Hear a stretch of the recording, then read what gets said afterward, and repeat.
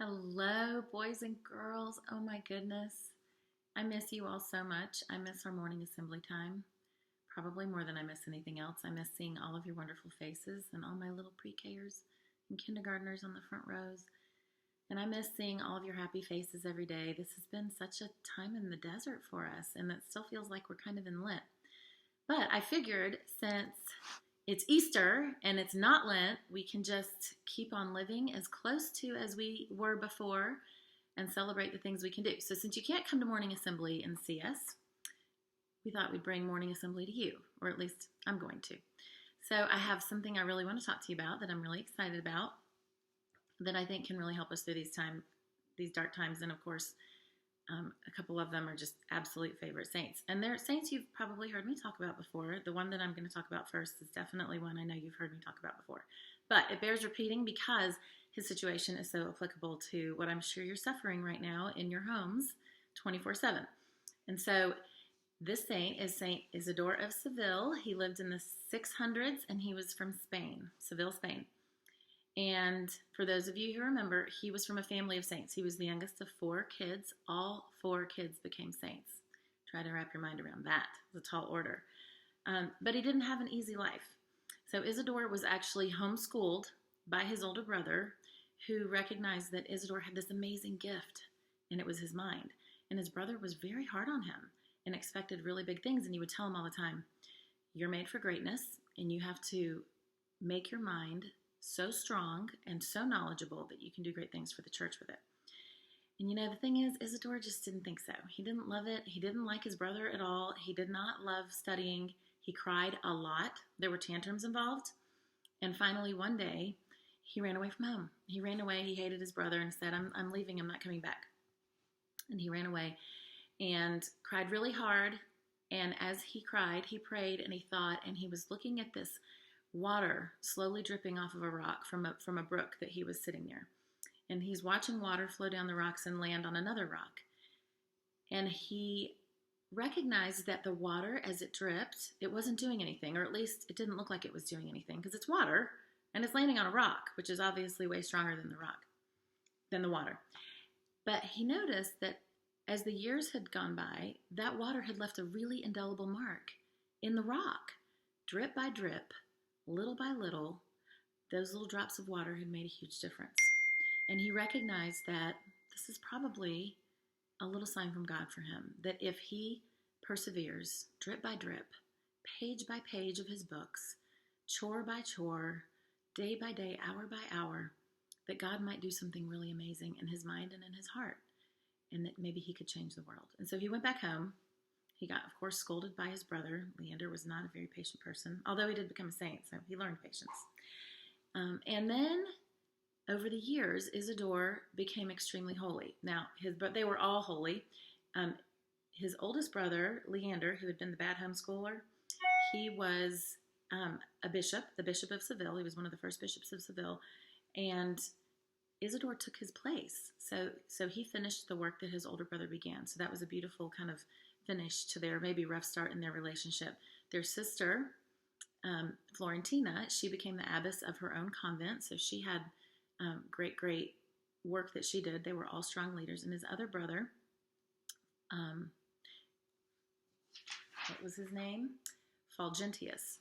He became a bishop too in another part of Spain. So they were all great leaders, really strong leaders. The things that Isidore did with his great mind were really beyond many in the church. He is a doctor of the church. He surpassed his brothers in his wisdom and in his intellect. And he wrote an encyclopedia that was used for 900 years. An encyclopedia. He wrote dictionaries. He wrote many, many books. He was so committed to knowledge, and he understood that knowledge could lead to wisdom, which could lead to a profound understanding of God. So he created seminaries that had every single subject in the seminaries. They didn't just study philosophy and religion. They studied every subject. He wrote biology books, history books, grammar texts, math books. He wrote everything. And he made sure that there was a seminary in every single diocese throughout Spain. He was the founder of those seminaries, which is amazing. And he made sure that the priests, they were being really well educated. On top of all that, the thing that he was actually known for was his heart, his love and his faithfulness and devotion, especially to the poor, and never ever giving up on people. So he died at 80 years old, surrounded by the poor he had served for many years. And his last act was to give all of his possessions away to the poor, which is a beautiful thing. So I'm going to challenge every one of you. If you think that your homeschool mom or dad is mean, is getting annoyed with you, or is teaching you stuff that you can't remember, or that you're not skilled enough to learn these things, remember those little drops of water hitting the rock, and that over time, we become changed by every single effort that we make. We become changed. And that's how God works inside our hearts and prepares us for whatever mission he's calling us to. So don't despair. On the days when you're at your wit's end, remember St. Isidore of Seville and the inspiration that he took from knowing that those little moments would change the world. And let God change the world in your heart, because that's exactly what he wants to do. Okay, so I had to move outside because it's loud in my house because all my kids are there. It's really loud. So I'm back here until they find me, and hopefully it'll be quiet except for the birds chirping in the background. But I wanted to talk with you about another great saint whose life we can learn so much from right now while we're all stranded in our homes and feeling like we're not really doing anything that's productive, or we're being held back. And her name just happens to be Saint Julie Billard. Okay, she was from France, and she was amazing, not just because her name was good, but because of the life that she lived and how faithful she was in the midst of her suffering. So she was born actually into a pretty well-to-do family of farmers in the 1750s, and tragedy struck when she was in her teens, and she actually lost everything. Her family lost all of their money. I think there was a terrible drought, and their farm, they completely lost their farm, and she had to go to work as a teenager to help support her family. And she started teaching CCD. She started teaching it in the church. She started teaching it in schools. She started teaching it to the farm hands who were there to help them. And that became her passion. So through the suffering that she endured, she actually found kind of God's call for her, because this is what she would do for the rest of her life. So she did this for a lot of years as a poor girl, helping her family out.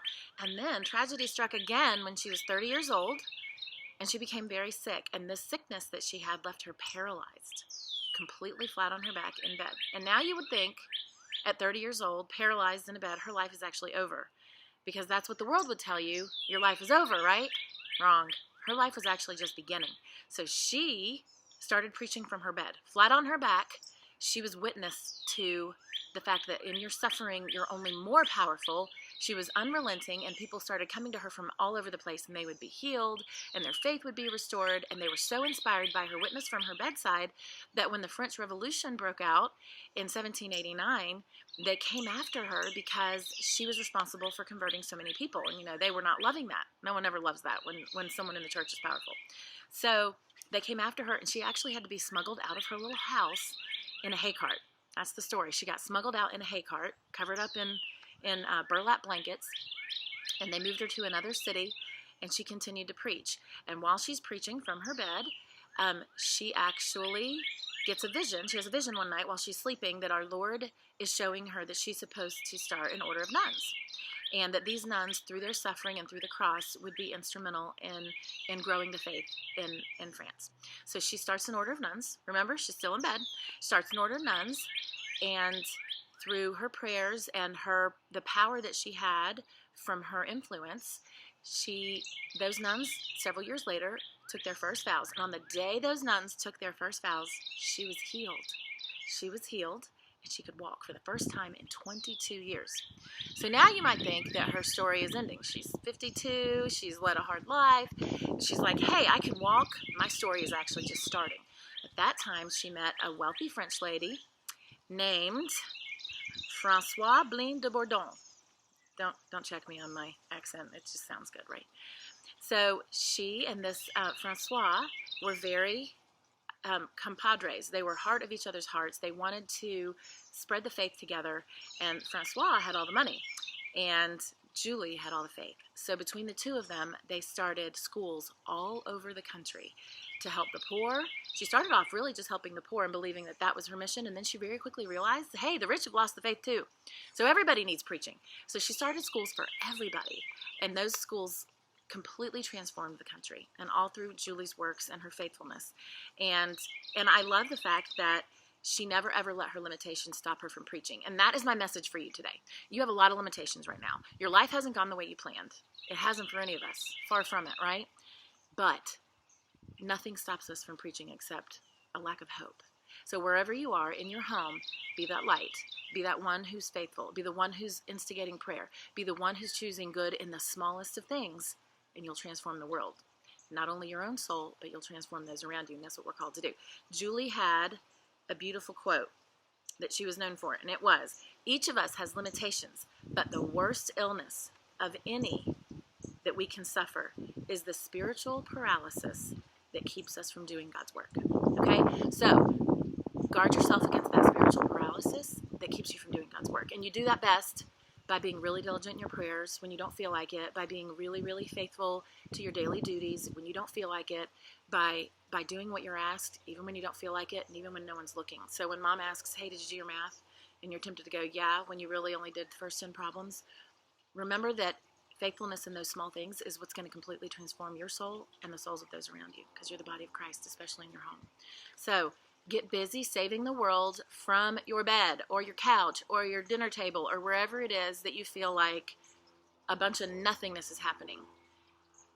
Take heart in every little detail and find God in those moments, and look forward to what's going to happen, because it's going to be amazing. All right, I love you all. I miss you terribly, and I can't wait until the day that we are reunited, and that is going to be an amazing day. Stay tuned for the next little session of Morning Assembly at your dining room table. God bless you guys. I'm praying for you every single day.